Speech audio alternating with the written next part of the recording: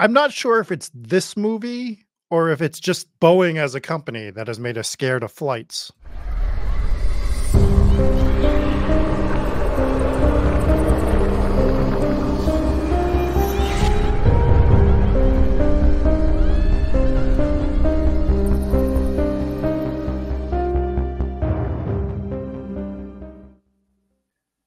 Welcome in, everybody, to this edition of Hometown Ghost Stories Horror Movie Reviews. As always, I am your fearless host, Rob Coakley. Joining me tonight is just Dave, like the original times. Yep. Here I am. Crack a beer. Already actually, we very rarely film these on Fridays. So it being Friday, I'm gonna have a beer. Yeah. So if it's a Friday for you, we encourage you to drink responsibly, unlike Dave, who will probably be slurring his words about Final Destination within 14 seconds. But it was time. We had to start this series on Final Destination. There's a new one in the works that's supposed to come out, I believe, next year. So we figured we get the ball rolling on this. And I'm going to be honest, Dave, I hadn't watched this particular Final Destination in quite some time. This is how old I am. I had this movie on VHS way back in the day. Wow. So I did watch it quite a few times, but I haven't watched it, I would say, minimum of 15 years. So it was nice to revisit it for better or worse. And I definitely had a new perspective on it, which it didn't mean a worse perspective, but it's just like watching some of the character stuff, which we'll get into. You had to have seen this movie before we did it for the show, right? Yeah, but like you, I haven't seen it in years, and there's a reason for that, which I'll explain after the synopsis. Okay, let's get into the synopsis of this movie. Let's get into the synopsis then. Final Destination 2000, directed by James Wong, written by Jeff Reddick. Alex Browning is embarking on a road trip to Paris. Alex experiences a premonition.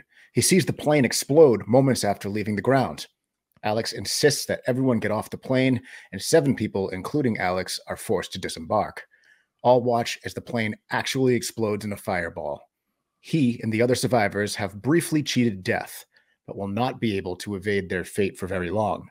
One by one, these fugitives from fate fall victim to the Grim Reaper.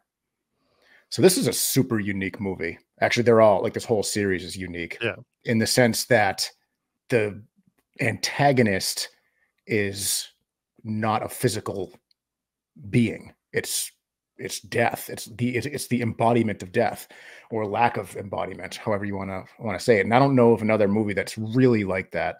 This one, I think, was at least the first of its kind. And don't worry, someone in the comments will let us know that there's some innocuous movie from Germany from 1946 that did something similar. And well, I hope they do, because if there is one out there, I would like to know. So fair enough. Just leave us that 1-star review and correct me, and we'll move on. But this one is, I think it's also unique because this is the first of the franchise, but it's not the flagship movie of the franchise. It's not the one everyone thinks of when they think of Final Destination. You talk about Final Destination, people immediately start talking about the log truck from the second movie. That is the flagship movie of this series, of this franchise. And it was kind of funny going back to it and watching it, because I haven't watched it in a long time. And it was because anytime I'm going to go back and watch Final Destination, it's always the second one, because in my opinion, the second one is the best one. But this one was also pretty good. And going back and watching it, it did hold up. There's some cheesy acting here and there. Some of the acting overall was pretty good, but I think there was a couple of situations where the acting wasn't great, and you had some cheesy CGI. But this is one of those weird franchises where the CGI gets worse the further down you go. So this one actually, in comparison to the other ones, holds up. So. Yeah, I think the acting is something to touch on. And I'm going to say, I don't know if I fully agree with you with the Final Destination 2 being the flagship movie. I think it definitely has the flagship open. And I don't want to dive too much into that until we get to that movie. Mm-hmm. I still do think of this movie when I think of Final Destination, because this movie was a big deal when it came out, like in terms of like horror, because it was so different, right? You do have this quote unquote, it's a slasher, like in a sense, Yep. without there being an actual villain, to your point.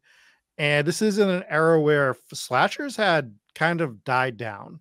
The Right. 90s kind of took the slasher formula, like it was beaten to death by then, pun not intended, but like, and Final Destination came along, like you said, found a way to freshen up that formula. Like you're still getting the kills. I think there's a kill that everyone goes to in this movie. I want to talk about another one in a second, but let's talk about the acting real quick, because of everything, that's what stood out to me in this one that I didn't remember. And I think it's because That it was good acting or not good acting? not good. A lot Not of good. There's some good actors in this, and there's some good performances. mhm. They're fine. But I think this movie is definitely, first of all, while I was watching it, it looked dated, right? Like I couldn't believe how dated it looked when it came out. What did it come out? 2000, I believe it came out. Yeah. Yep. Year 2000. In the year 2000. But it definitely felt like mid-90s, maybe early 90s. Right. And I think it had a lot of the bad tropes of those movies as well, where everyone's a certain character from a high school, right? You have Mhm. your jock, you have your nerd, your popular girl, your outcast. Like that had been done. That's where this movie went wrong, in my opinion. Mm. It was so structured in that way. And I think that they put a lot of these characters into a box, and they kind of were going off of what they had seen in other movies, what other people were used to portraying, like what they thought people wanted to see.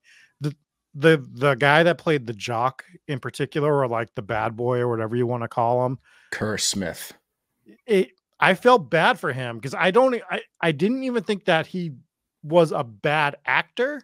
I Mhm. think he was given bad material. Yeah, bad script. Like his character actions just make no sense 90% of the time. None. It made no I agree with you in that this was definitely a poorly written character. And like an example, in my opinion, would be when he's just super mad at Alex, the main character, even after literally saved his life. He just Right. continued. He was mad at first that he got him kicked off the plane and they were going to be late to Paris. He's mad justifiably, but then he just stayed mad Yeah. after. He should have been like, dude, thank you so much Thank you for saying that. saving my life. But he's just still mad. It made no sense. And the And grudge that he had against him just made no sense. They just yeah. wanted there to be this adversity for no reason. So set up something. Set up a reason for why he hates him so much from the past. Yeah. Like all it takes is a little bit of dialogue. Mhm. We were friends up until ninth grade, and then this happened, Yep. right? And then you could be like, okay, this is why he hates this guy, for better or worse. Like he's always gonna hate him. But like it just was so, like, that was bad. His girlfriend, she was pigeonholed with her role like Mhm. really poorly. The best friend was fine, like he was fine, but it was just such a throwaway character. Devon Sawa was fine. I thought he Yeah. played his role great, right? There was a lot of other good acting performances. I don't think there was poor acting performances, just poorly written characters. Yeah, Is the Sean way I William would. Scott was, he's the same. You get the same performance from him in every movie he's in. He's very typecast, and he's a good actor, but you're gonna get from Sean William Scott what you get from Sean William Scott, and it's Stifler. He's just Stifler in every movie. Well, he was a lot more nerdy in this movie than he was as Stifler, right? Like you got. Well, sort of, yeah, sort of. So he was written as a nerd, and he plays a nerd, but he's still Stifler. He just Yeah. he's just Stifler trying to read a different script. And Yeah, to be fair, I mean, this came after. At yeah, least this after came the first, after. yeah. Yeah, I don't know if it was I don't know how close to filming it was when it came out. If they expanded, I didn't really dive into that. And for him, yeah, in these early movies, he was like that. I actually like some of the more recent stuff that he's done. Like The Mhm. Goon was a really good movie. I didn't I don't see know. it. I don't know if you've seen that, but that was a Was it horror?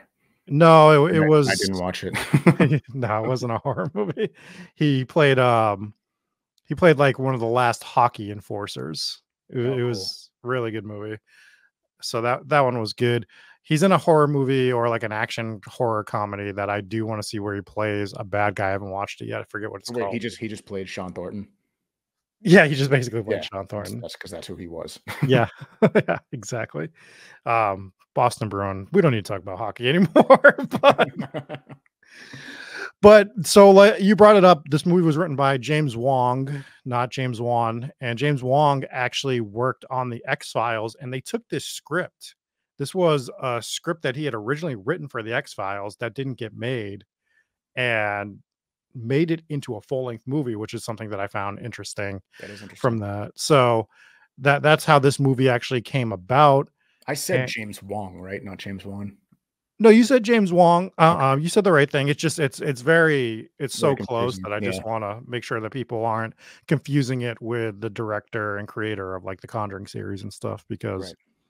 we have a Boston accent and sometimes we don't pronounce all our letters, and Mhm. that could be confusing. so True. True. so I think we've kind of covered the acting. I think we should jump into some of these kills. We should. And this is what makes this franchise stand out from a lot of other Yes. franchises because there's plenty of gory horror movies. I wouldn't consider this gore porn, but there's some of the kill scenes are so unique Yeah. and just out of the box. And less so in this one than in future ones, but this one still had some pretty unique ones.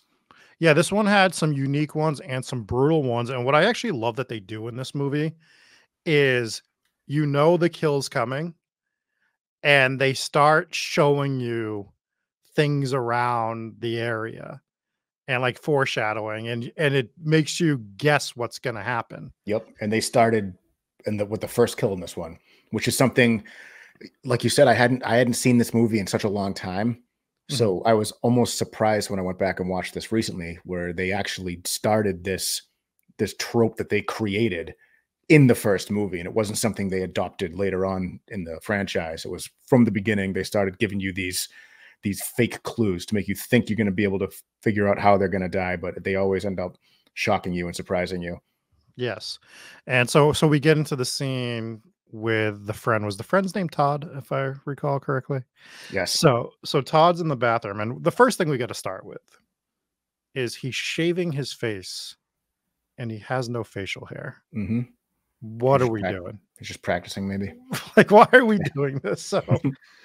So then they start the water starts coming into it. You're like, okay, is he gonna slip and fall and hit his head? And they have the razor going, he nicks his face, and there's just all these things, and the wheels are spinning. And we're gonna jump into a few more of these kills. I think the iconic kill in this movie is the bus kill. Hmm. Because everyone it just kind of shocked everybody. It comes out of Yep. nowhere where she steps off the road and gets hit and she's just gone. Yep. But I think that the best kill in this movie is this kill in the bathroom, It's because tense. So tense. it's so intense. It is brutal. It is one of the most, and it makes you feel uncomfortable. Unlike, we've watched horrible stuff happen in movies like Friday the 13th and Nightmare on Elm Street and Terrifier. Martyrs. Martyrs was tough, man. Yeah. Like, Martyrs was. I'm not going to compare it to Martyrs because Martyrs was a tough watch. Yeah. But I thought this kill was a tough watch. As you watch it, it just felt really real Mhm. and you were just like, oh man, this sucks. And the eyes go bloodshot red and Mhm. everything like that. So to me, I know the bus is always going to be like the one that people think of with this particular movie. But when I think of this movie going forward, I'm going to think of how uncomfortable this death made me. And I don't think it happened. You said there's creative kills in the franchise and they're quote unquote fun for horror fans, Mhm. but this one was a bit uncomfortable. Yeah, this one was not fun. So when I look at the franchise as a whole, I mean, I think some of the most creative kills are in Final Destination 2, Yeah. and these ones are a little bit dialed back. That first one, to your point, is not fun. And it Mhm. makes you, like you said, uncomfortable, and it's definitely tense and it's bleak. And it's really the only bleak scene out of any of these movies, in my opinion. I don't really get that feeling of like just a like feeling of almost darkness as you do in that Yeah. scene where he accidentally kills himself, but it looks like a suicide. So it's just a very dark scene, and they shot it really well. And that point about the bloodshot I thought was a very effective touch to that scene. Yeah, it was shot really well, really uncomfortable. I'm not gonna say that you don't feel that again in another movie in this franchise. I'm guessing you don't, to be honest. I haven't it's just I haven't watched them in Yeah, so long that I don't wanna say that for sure. right. And Well, then we beyond watch beyond 3, you're wasting your time. Yeah, yeah, well, we'll get there. Yeah, Get ready to waste our time at some point in the future. I know. And for the movie we're gonna watch for the next, one, we are gonna be wasting our time. So, we've been watching too many good movies. We have to mix in a bad one. You So got you got one picked already? I do have a bad All one right. picked for us. Love it. So those are the two most iconic kills. I think there's some other ones. I think the teacher one's a little overboard, Mhm. right? Like The fire and yeah. I think that was a little too like too much.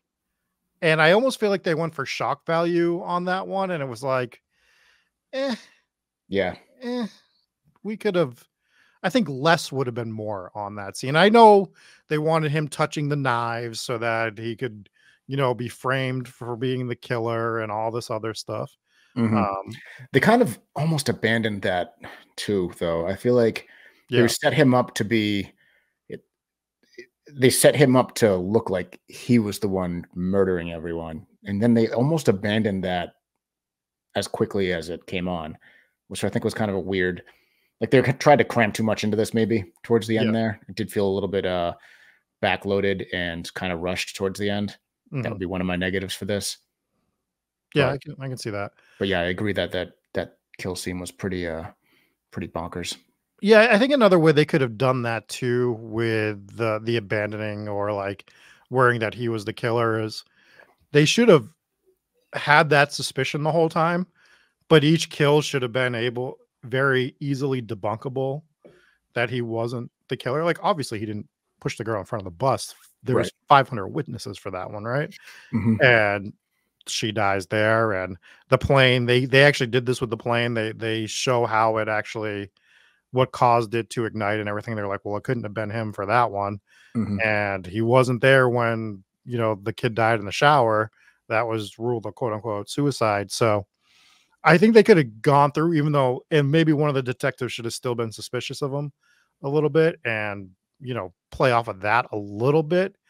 But yeah, I think there's good and bad in this movie for that. And speaking of that, there is a scene in this movie that if they didn't hire the right actor for, would have been the goofiest fucking scene in a horror movie of all time. And Which that is the scene where they break into the mortuary or oh, the funeral home and they have Tony Todd playing the mortician. yep. And I don't know if there's ever been better casting in a movie than He is Tony the Todd perfect as he that. is the yeah. Yeah, he nails that role, and as I was watching him, and I loved every minute of it. It's like one of my favorite scenes of the entire movie because he's just so good at being Yeah. Tony Todd in that scene. Yeah. And I'm like, man, can you imagine if they just hired some like no name actor that tried to ham it up a little bit for this, Mhm. and just like how bad they probably would have had to cut the scene, Yeah. right? And I just thought it was such a fun scene to have him in there. And it even goes over the top with him just starting to stick things in their Yep. dead friend and the blood come I out. know, You're I just know. like, this actually doesn't fit this movie at all. Yeah. It, No, it, it fits some of the later ones, but this one it didn't fit so well. there are not a lot of actors that could have pulled that off. I'm having a hard time thinking of another one that maybe could have. Um, but like it's easy to think of one who definitely could not have pulled it off. Like if they got just like Kevin James or something. Could Now you we need to make this movie. imagine? Kevin James as William Bloodworth. Yeah. It's just something you would never see. Yeah, I think getting that horror icon for that scene was important. I think maybe Robert Englund could have pulled off a good version of it, but I don't think Mm. anyone would have topped what Tony Todd did in this particular scene. And he comes back in the series, but this one, he knocked it out of the park. Like, I just was like, this scene, if you're watching this movie and it's not him, it just would not fit. And I was pretty excited that he was in it. I love that scene for sure. It was so bonkers, though. That scene was so bonkers. Yeah, it really was. But it was great. And like, not to beat it to death, but he Yeah. was the perfect casting for that. Yeah. So I'm glad they kept that in. I'm glad they hired him for that. Let's talk about the ending of this movie. Sure. Sid Haig could have pulled that role off, I think, too. Yeah. That would have been a good one. Sid Haig he was so good. Yeah. Legend. I don't know any horror movie I saw him in that I didn't enjoy, at least his performance at a minimum. Yeah. So let's talk about the ending of this movie, because the ending of this movie, the original ending actually didn't make it into the film. So this movie's ending was kind of in hell over the course of production. And they filmed an ending where, well, we'll talk about the ending right now, where Devon Sawa's character goes up to help Ali Larter, and he grabs this electrical thing where you're like, well, he's not going to survive that, because that's not how electricity works. And he starts getting burnt and thrown back and somehow survives. And everyone's like, and I'm just watching it like, that's not how that works. No, that's not how that works. That's not how that works. Nope. But he survives it. They end up going to Paris, which was odd. Was that How'd you get there? Yeah. How the fuck did you get there? You got on a plane to Paris? No, you didn't. You got on a plane and went to where all your dead friends died going to? Yeah. That was the decision the three of you made? Then we get this Dark Knight ending where it's just the same ending as Dark Knight, where they're all sitting at this cafe, and it might have even been the same cafe for all I know. And you start going through, oh, it's not over, blah blah blah, and then you get the sign fall and then end credits, right? Where you kind of get that vague ending. But the original ending was actually him dying. He was supposed to die. Well, he did die. And Ali Larter was pregnant, which I will also say they did not do a good job setting up that romance. No, not at all. At all. If they rolled with that, like, oh, she's pregnant, I've been like, how? Yeah. How'd she get pregnant? I mean, cool. Who's the father? Because they didn't yeah. they didn't build that relationship. Not they hinted towards it, but maybe not even. Right. Right. They're just, it wasn't even set up well. So test audiences hated it completely. So they went and reshot another ending where Devon Sawa's character gets decapitated by a helicopter. Like it. Audiences hated that ending, so they spent an additional $2 million to film that ending that we got, which is maybe better, I guess. Maybe. I mean, it's better than the original ending for sure. I just think that the audience hated it because they didn't want to see that character die. Right. So who gives a fuck if they hate it? That's how the movie ends. Do it. Wow. Do the helicopter. Wow, Dave is so. I mean, the helicopter would have been fine. I think the original ending with her being pregnant at the grave and that would have been dumb. Would have been way dumber. I didn't mind them ending this on that cliffhanger of the sign falling, though. Like, I thought it was fine. I don't think it was amazing. I think there should have been some more definitive action there where he actually does die, and the other two are just kind of like, oh shit, and the movie ends. Yeah, because I'm thinking they might have left it open and ambiguous in case they wanted to have him back for the second one. Right. And left it just in case that he was unavailable for the second one, or they wanted to move a different direction, that they could have just said he was killed off, which they ended up doing. Exactly. So, which kind of felt like a letdown in the second movie almost, right? So, not really. We'll get into it at another point in time. I think I saw the second one before the first one, to be honest, chronologically. Which is a weird thing we used to do back in the day. Because I don't think the first one wasn't that big a deal. Like, I don't remember it being that big of a hit. I could be wrong. Oh, I do. I remember it. What was it? I remember 112 million in the box office. Yeah. Okay. Yeah. Yeah, it was a pretty big deal when we were in school, so I Right. remember everyone talking about Final Destination when it came out, so it and that's why it spawned such a big franchise because of the popularity of the first one leading into the second one Mm. and going into it. I don't know if I have too much more to say about this particular movie. It was, shot well, kills are decent, some poorly written characters, some good acting performances, cinematography pretty good in this. I Yeah, but I mean, I feel like if you're going to, I mean, you have to credit or discredit cinematography if the movie's shot in 2000 and it looks like it was shot in 1991, right? That's that cinematography. so that I guess that's a good point. 'Cause that is the first thing I noticed with this movie as I was watching is it didn't feel it felt older than it was, which Right. I don't know if I've ever said that about a movie that had, like, a decent, Budget. budget. Yeah. Not saying it had a great budget, but it had a budget, right? Yeah. Like, I can't find the it budget. there's an actual budget in this movie, unlike some of the other ones, and so it's tougher to give it a pass for that, is what I would say.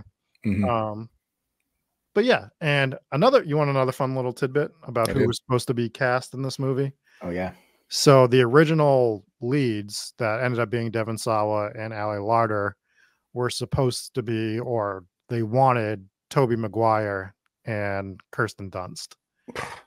So And this was after Spider-Man, this is right? before Spider-Man. This was before Spider-Man. Yeah. Oh, so So that's a weird, a weird parallel, right? Like yeah. that's who they ended up wanting and they ended up working together anyways Okay. on On on Spider-Man. Spider-Man. Yeah. So Yeah. I think Tobey Maguire would have been good for that role. I don't know if I like, Kirsten Dunst I thought Ali Larter actually crushed this role.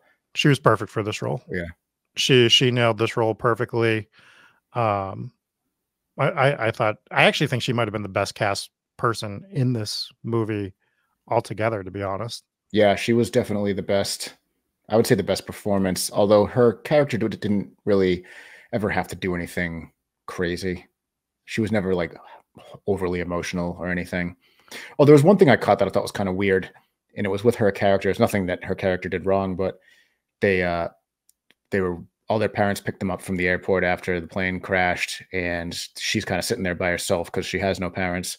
Mhm. And so so Alex and his family drive her home, and they drop her off in front of her house, and she's standing next to the car, and the car pulls away, and she's standing there with her luggage. Fuck. Where'd you get that luggage? The plane blew up. It's like, wait a minute. I missed that. Well, what It a was like, I was like, maybe it's carry-on bags, but one of them was pretty big for carry-on, and she had multiple bags. I was like, where did I was like, that's weird. I didn't catch that. That's I'm next time I watch this movie, I'm gonna be looking for that Yeah. because I did not notice that. The other thing her character did weird was when she was at the kid's house when he died. Like it made sense for Alex to be there, right? Because he wanted to go talk to Yeah. him. Why was she at Todd's Why house? was she there? She's like hiding behind the tree. It's like, what Yeah. are you doing, you weirdo? Why are you there? So I think they did try to explain it because they were trying to, they did not explore this well enough, in my opinion, if this is what they were going for. She was like trying to point out that she felt the connection with whatever Alex's vision was or something like that. So almost like she was drawn there, but you just you didn't let us know enough on that Mhm. is what I would say. I felt like you should have let us know if that's the direction. I think that's kind of the biggest problem with this movie. And I understand that it's got the right runtime, but maybe we needed to trim some fat and focus more on certain elements of it. And maybe that was the problem. Like because maybe the characters could have been written a little bit better. Maybe the story could have been produced a little bit better. Maybe they had to cut too much out, and that's why the movie is what it is. But all in all, I don't think it was a bad movie. I think No, it's I a don't very think so either. watchable movie, and I do enjoy it. Do we want to get into some ratings? Yeah. All right, I'll go first. I'm gonna give it a 3.7 out of 5 Nice. because I think it's watchable. The dated thing I can't get past, Mhm. and it's just some of the characters I Usually when you see a bad character, you're like, that's a bad acting performance. We got on over this. I felt bad for some of these actors, and that's why I'm giving it a 3.7, because I think it's not bad acting. I think it's bad writing.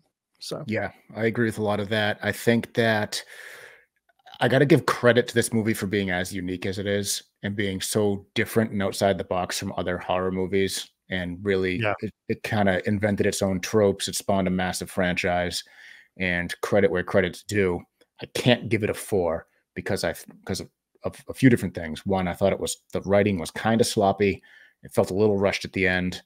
It was um, pretty well acted for the most part, but again, the some of the character writing wasn't as good. So I got this at a 3.9. Overall, I like it. I think it's very rewatchable. And aside from the fact that it looks older than it is, it's a pretty good movie. yeah, totally agree. Well, that's going to be our review of Final Destination. Our next movie, Dave, are you ready to hear the movie I am going to give us to watch? Because I'm ready. we need to have some fun on the next review, I've decided. I mean, not that this wasn't fun, but I always have fun. we always have fun, but we're going to have a lot of fun with the next movie because we're going to watch 2003's House of the Dead from Okay. Uwe Boll.